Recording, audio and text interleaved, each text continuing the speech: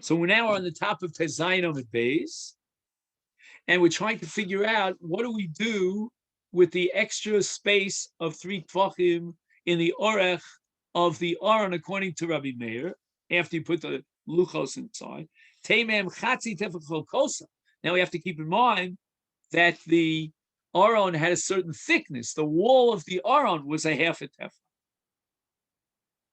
And now we're going to take 3 tefachim and reduce it to 2 tefachim because we have a half a tefach times 2 to account for the nefach, the size of the walls of the aron. Now the Torah testifies that Moshe Rabbeinu wrote his own Sefer Torah. It says in Dvarim Lamed Aleph, "Vayitov Moshe HaTorah Zos, Vayitna El HaKohanim B'nei Levi Anosim Es Aaron Bris Hashem Es Kol Ziknei Yisrael." And Rabbi Meir understood from that pasuk that the Sefer Torah of Moshe was inserted into the Aron with the luchos, and that's what we needed those 2 tefachim for, in order to house the Sefer Torah. Now the Gemara wants to explain the rochav of the Aron and how the luchos were set up l'rochvan, according to Rabbi Meir. Rochvan shel Aron tisha tefachim t'chsiv ama v'chetzi rochvo. So 1.5 means 6 tefachim plus a half is 9. Amsa shita and upalgus amsa tlosos. You have 9. You have 6 and 3 is 9. So the minyan atfachim in the rochav ha'aron is 9 tefachim. The arba luchos, there were 4 luchos that were munachos that were placed in the aron bo. Shnayim shleim shnayim shvurim. Dichsiv asher shibarta v'samtem ba'aron. V'aluchos how you call echad v'echad arkan shisha tefachim. V'rachvan shisha tefachim.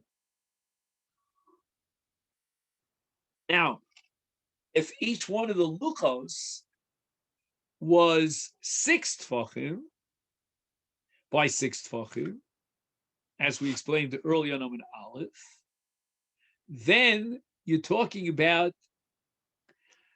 a total of shisha tefachim.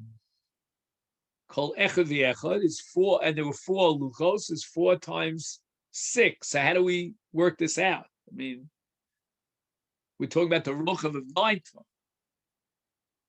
So the answer is tein rachvan shel luchos l'rachvan shel aron.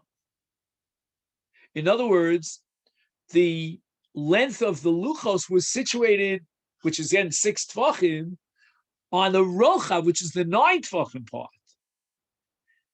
I have a little bit of a picture of it here. It's hard for me to show you the picture, but I'll just pick up the Gemara here for a split second. Again, I'm not sure you'll be able to see this, but just in case, it's on this side of the page. It's my left, your right side of the page here.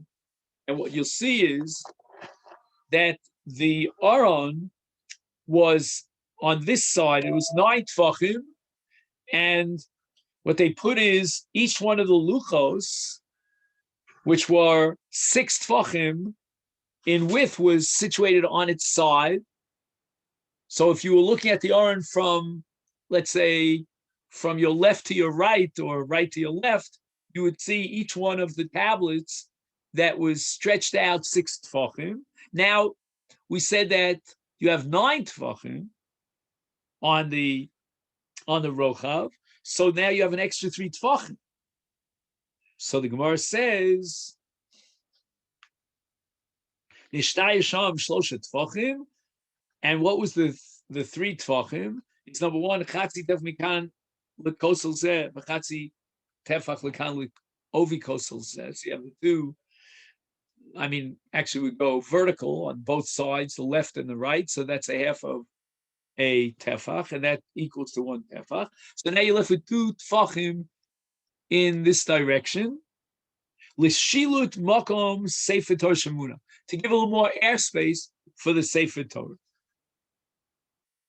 Rabbi Shimon Lakish Amar, now we're reflecting the sheet of Rabbi Yehuda, and we're dealing with an Amabas Chamisha Tvachim, Hayaron Asui. Mantana Biyama Bas Chamisha Tvachim, Rabbi Yehuda.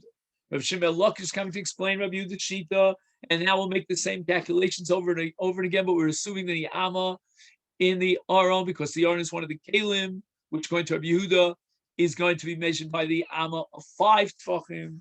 The Tnina L'Taman, Rabbi Yehuda Omer, Amma Sabinyan Shisha, Bachal Kalim Chamisha, V'ahain Aron Kli. And even the Aron is a Kli because it's not attached to the ground, and therefore the Amma that the Torah is referring to in describing the size, the dimensions of the Aron is the Amma of 5 Tvachim. I'll die to Rabbi Yehuda.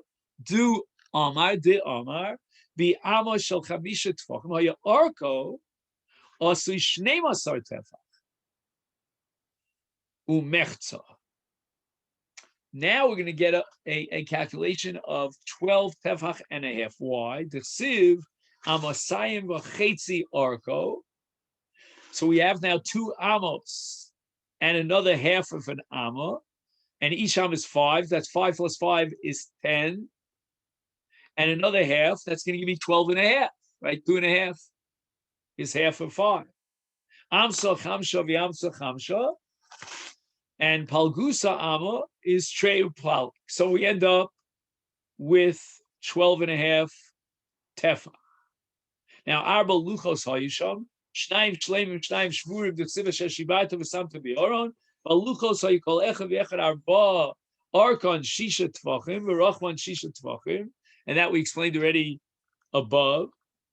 So according to this, the Seder, the organization of the luchos in the orecha aron would be the following: Tein arkon shel luchos, which we said was 6, and 6 by 6 is 12 tfachim.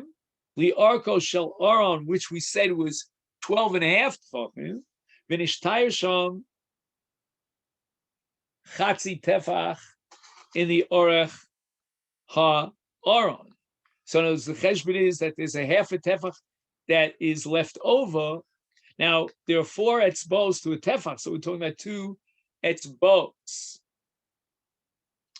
And here we have a picture of the layout according to Rabbi Yehuda.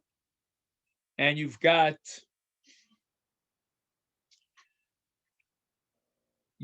here what we said was Shnei Masar Tefach, 3. And now you put the luchos down, and we said that the luchos was 6 tfachim by 6 tfachim. So we now have an ishtar sham chatzi tefach. Chatzi tefach. Why? Because we're talking about 6 tfachim of the size of the luchos, and we have just 1 second.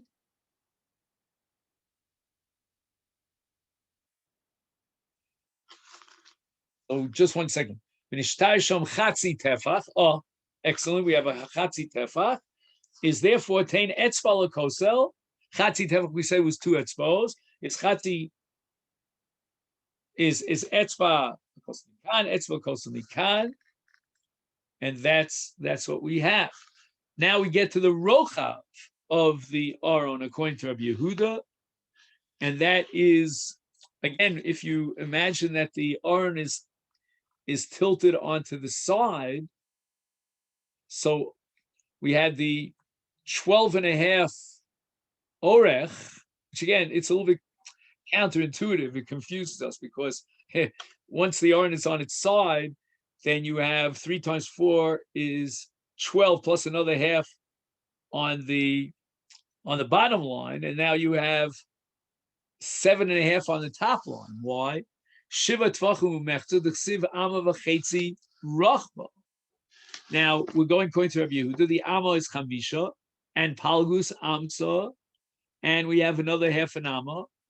So we have 10 plus a half an amma, trei palig, is then what we have is 7.5. How do we get 7.5? because now we're dealing with the rochav. The rochav is only 1 amma and a half an amma. So 1.5 amma when the amma is 5 tvachim is 7.5 amma. V'arba luchos hoybo shnayim shleim shnayim shurim v'aluchos hoy kol echad v'echad arkon shisha tvachim rochvan shisha tvachim. So now you're left with tein rochvan l'rochvan shel armish taysham tefach u'mechza. You're left with 1 tefach and a half because you had 7.5.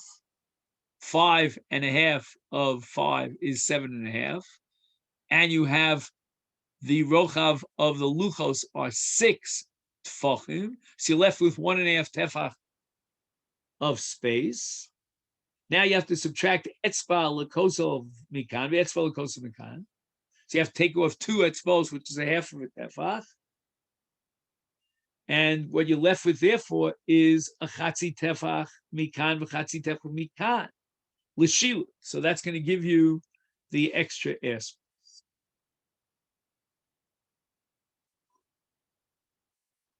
The Brisa continues. Ketzad asa b'tzalas ha'aron.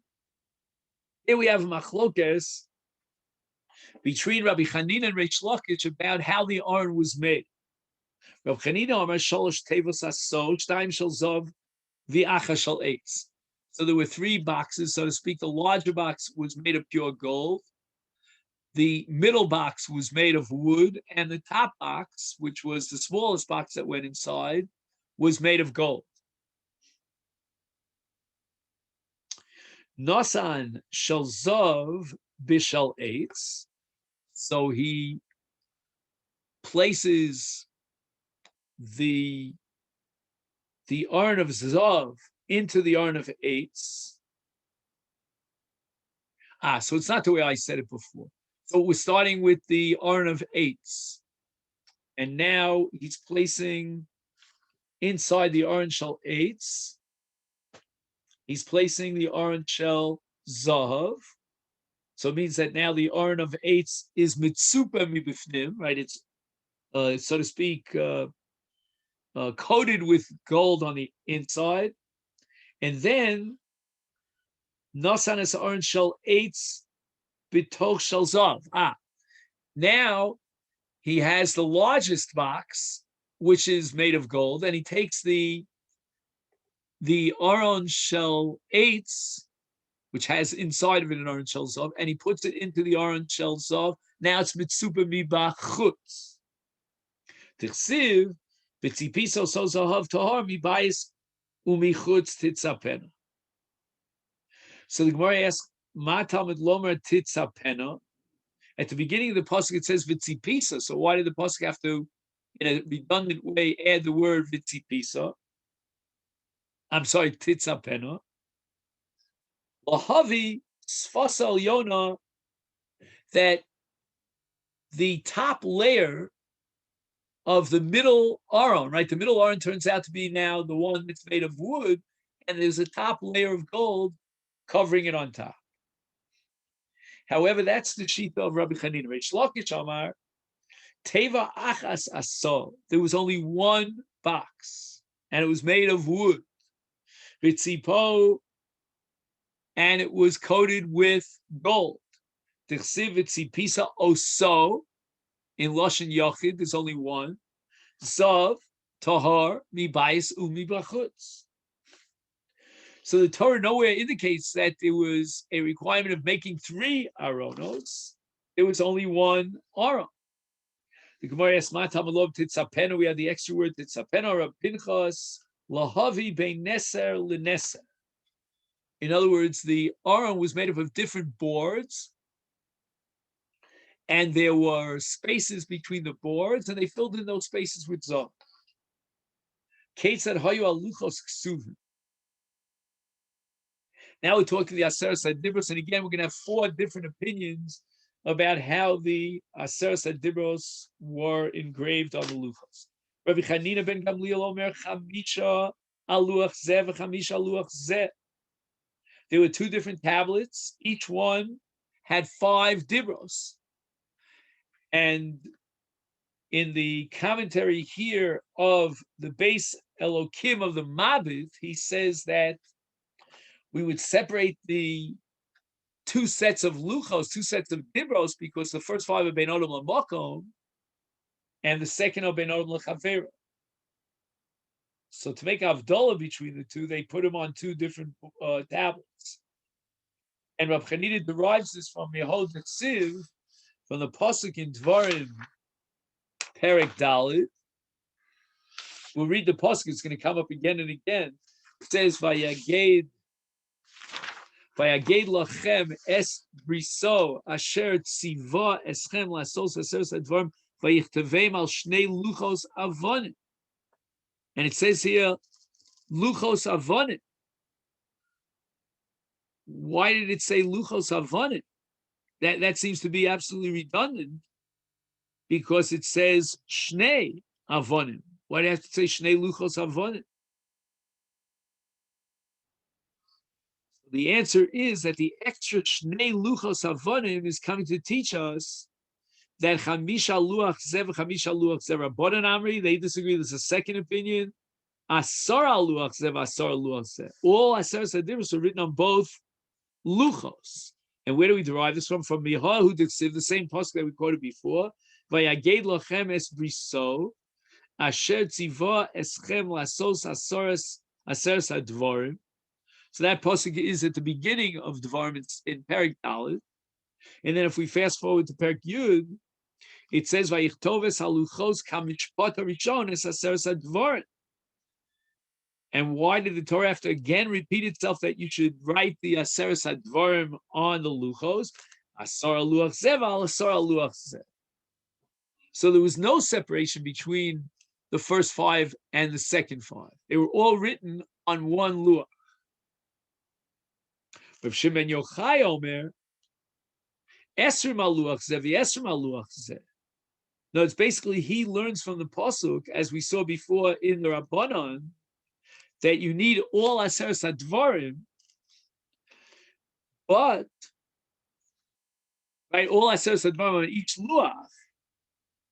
However, he holds that it was written on both sides of the luach. So there was aseres hadvarim on one side, on one face of the luach, and another repetition of the aseres hadvarim on the other side of the luach.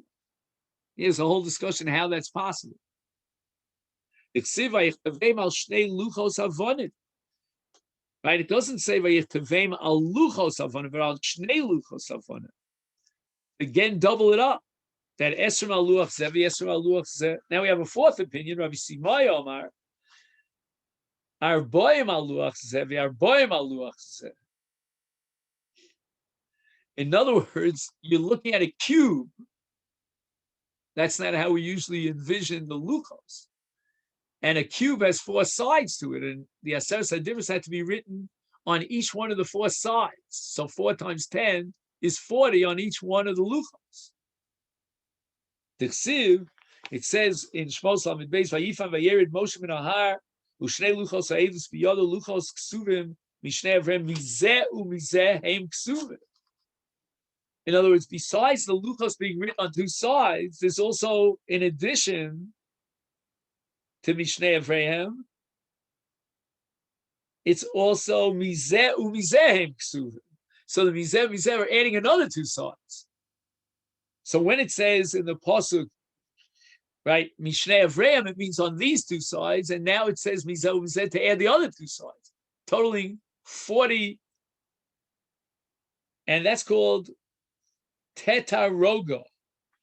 Tetaroga, I think, is a cube. It's a board. Okay, you'll look it up in your English and you'll send me an email. But I'm just going to tell you what I think is pshat in Tetarona. Roga, excuse me. And we'll read the English translation here. We'll see what he says. And he has here, Tetroga is 4. All right, so it's a number, not a cube, but a number. And that number 4 indicates 4 sides. He has a machlokes exactly how to interpret this sheet of Rav Simoy. He says, all 10 commandments appeared on both the front and the back of each of the tablet. That, and it says Mizel Mizeh, indicating that they were written twice on the front, twice on the back. So that's not the way we interpret it. Twice on the front and twice on the back. That's very peculiar. But alternatively, now he quotes the Kabbalah Eda, Rav Simai derives from Mizel Mizeh that besides being written on the front and the back, that's 10 and 10, the 10 commandments were also written on the right and the left sides. Okay, that's what I think is I call it a cue. Chananya ben Achi, Rav Yoshua Omer. All right.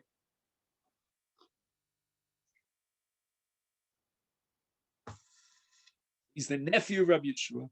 Bain called, this is a mind-boggling Gemara that we'll learn. Cannot be understood on a level of biology.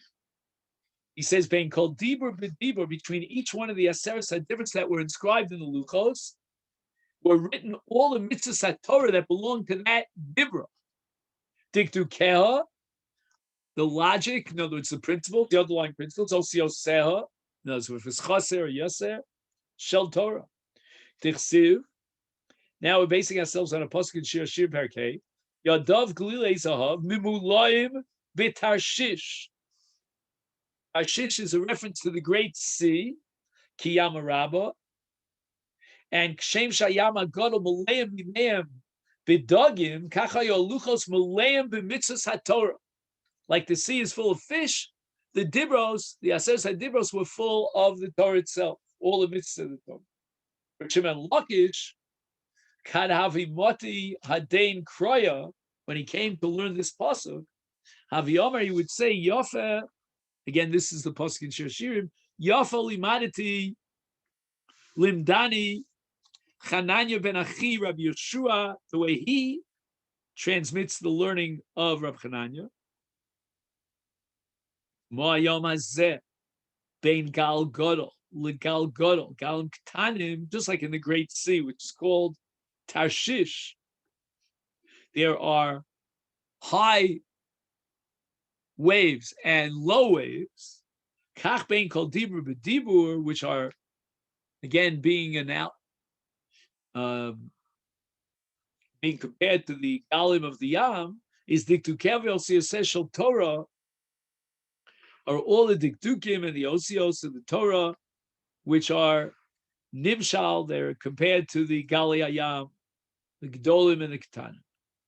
Now, according to Rabbi Meir, we said that there's room within the Aron for the Sefer Torah. According to Rabbi Yehuda, there's no real room for the Sefer Torah of Moshe Rabbeinu in the Aron. Amar Tanchuma is Kashis Kome Rabbi Pinchas. I had a question that I asked in front of Rabbi Pinchas. Asya, the pasuk itself seems to indicate to Rabbi Yehuda that the Sefer Torah was not inside the Aron. There was no room for it. It was on the outside in a box that was attached to the Aron. And yet, V'lo Asya Kir Rabbi Meir, and it will not be reconcilable with Rabbi Meir. And why is that so? By time of the Rabbi Yehuda, and this is probably the source for Rabbi Yehuda, the Chsiv Lakoch es Sefer Torah Hazeh, v'samtem also mitzad Aron Bris Hashem, on the outside, but contiguous to the Aron. So the Sefer Torah was on the side of the Aron, not inside of it. Al Daite, the Rabbi Yehuda, to Omar, who says, Heichan Haya Sefer Torah Nasun, and where was the Sefer Torah placed? Kimin Gluskia. Gluskia is a teva. It's a teva is a box. They built a box outside the Aron. That's where they put the Sefer Torah. So the Gemara doesn't really defend Rabbi Meir, but the Gemara does bring another source that would seem to support Rabbi Meir. My time at the Rabbi Meir, who holds that the Sefer Torah was inside the Aron, together with the Luchos, the Chsiv, the pasuk says, "V'nasata es hakapores al ha'aron milamala, ve'el ha'aron titen es ha'edus asher etein elecha."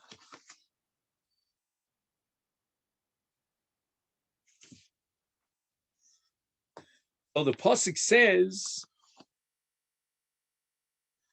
that you shall place the cover on the ark from above,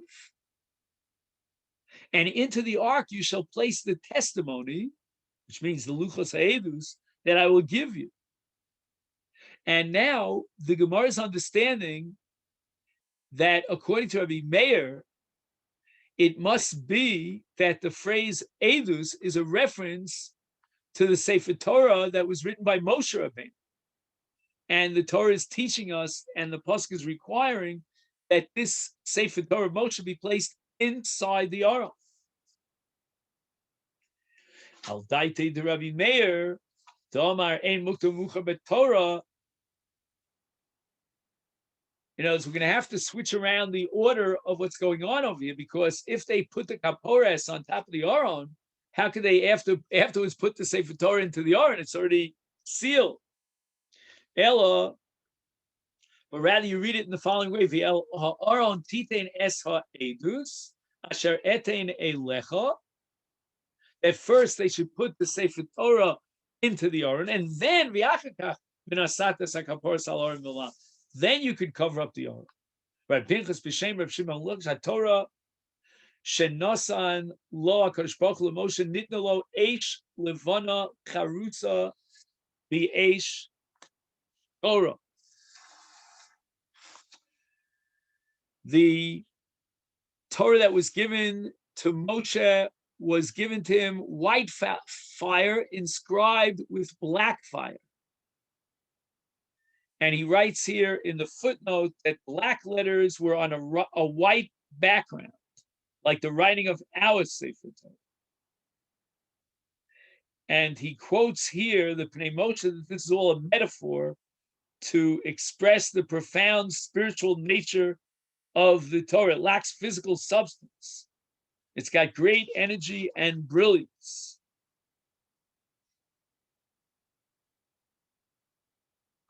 So the klaf of the Torah was called an Eish Levana, and on top of this klaf, the osios of the Torah were called Eish Shchora. He Eish Muvleles Be'eish. And this is a fire that's mixed with a fire. Chatsuva Me'eish, it's hewn from fire, Unesuna Me'eish, and it's given by HaKadosh Baruch Hu in fire, the Siv Mimino Eish Das Lama. From his right, this is at the end of the Chumash, it says, from his right hand he presented the fire of the Torah to them. So the verse is interpreted to mean that from his right hand of fire, he gave the Torah to them. And it supports the last point that the Torah was given from fire. Okay, this is where we're going to stop for today. And tomorrow, Mitzvah Hashem, will begin with the Mishnah. Thank you very much.